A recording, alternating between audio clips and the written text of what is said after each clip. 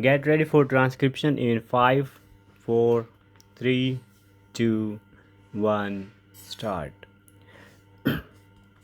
It is today a rare day in my life, having to introduce a friend of 50 years from whom I have borrowed a great deal, from whom I have learned a great deal.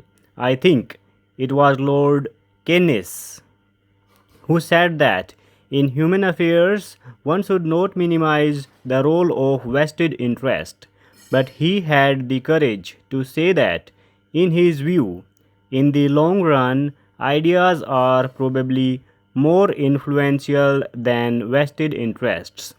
Professor Sen's writings, his life, his work are a standing monument to the living truth embodied in Lord Keynes' that famous quote, when I was a student at Cambridge, and this I have mentioned very many times, an old book of Professor Pigou influenced me a great deal, and that was the opening chapter of his Economics of Welfare, in which he stated, when we study economics, our impulse is not philosopher's impulse, knowledge for the sake of knowledge, but for the healing touch that knowledge directly or indirectly may help to bring.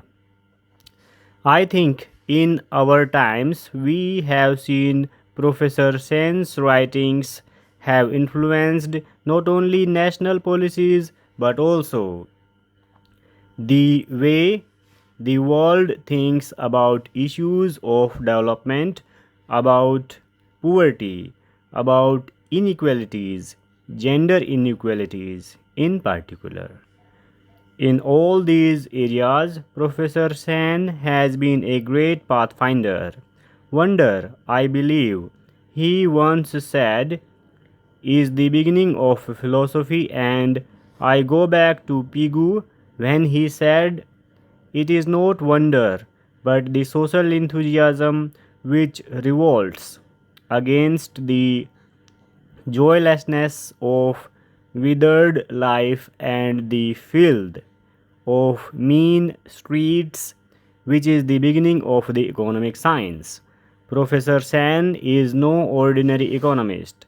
He has contributed a great deal to the world of philosophy, our understanding of our past, culture, and civilization. But his written work has always been inspired by what I believe is the ultimate purpose of the study of social science. So, it is for me a real pleasure to be associated with this function for yet another reason. When I went to Washington, I came to know in a manner which was not known to me before how much the world looks up to India as a laboratory for the successful functioning of a democracy in a country of billion people with a great diversity where all religions of the world are represented, where we take pride in languages as our national languages. When the President of the United States introduced me to his wife, and he said to her, Laura, do you know of any other country of a billion people trying to seek its salvation in the framework of a democratic polity? 150 million Muslims, but one of them has joined the rank Al Qaeda. So it was with deep sense of pride that I heard all that. But we have no practice tolerance, respect for diversity, which is our heritage. If the 21st century is to be Indian century, and I do believe that this century in many ways will be Indian century, because distances are losing their old significance. Advances in science and technology have made it possible as never before that chronic poverty not to be the inevitable lot of a majority of humankind. Also most societies of the future, thanks to the revolution in transport, in communication, will be multicultural and multi ethnic. And how then to reconcile the management of this globalization processes with the search inherent in all human beings of searching for their roots. And I think in that quest our culture, our civilization, our history, I do believe, will have important guides. India is on the threshold of great opportunities and great challenges. As I have said that poverty removal is an attainable goal, and here works of Professor Sen and his colleagues have illuminated the pathways how this can be realized. I think today more and more people recognize that that's the route to deal with our social and economic problems. But India's message to the world is that diversity, pluralism are the way of future. We have lots of challenges at home.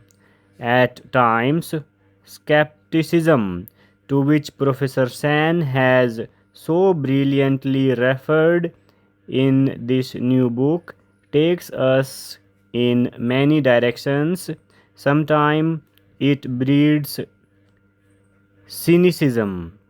I recall I was in 1975 in Paris attending the meeting of the Aid India Consortium, and I think the declaration of emergency was introduced while meeting was on. And if a French social scientist of mine said, Dr. Singh, well, inevitable has happened. Liberal democracy is not meant for people at low standards of living that India has. So, this is a luxury you cannot afford, and you have proved that skeptics right. For 57 years, we have kept the faith with some aberrations, but a lot has to be done. I think the thinking segment of our population has to give this lead. The eternal India and essence of Indian culture and civilization, and here Professor San has captured the true sense of what it is. After having given my thoughts to these things, I would like to speak on certain matters which have engaged my attention currently.